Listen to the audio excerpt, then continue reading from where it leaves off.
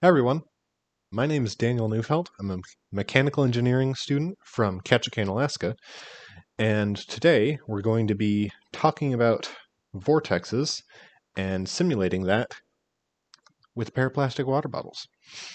So, what we're going to be doing today, you're going to need two plastic bottles of identical size. You're going to need a bunch of tape. Clear is best, but, do what works. And essentially, you take one bottle, you fill it up about halfway with water. Now, if you have these sort of big, small bottles that have really wide openings, at this point you can tape up the top of your other bottle to sort of slim down the opening. You don't have to paint it green, that's just so it shows up on camera.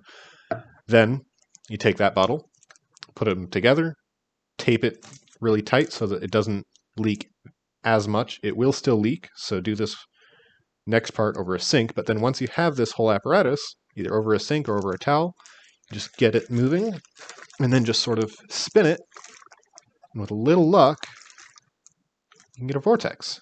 And it looks a lot like a tornado, and it leaks a fair bit of water everywhere, but it's really fun. Now, besides playing with water, um, this actually has to there's effects like this that can be used to study like weather, like tornadoes and such, and sort of discuss the flow patterns involved there, because that's a complicated bit of fluid dynamics.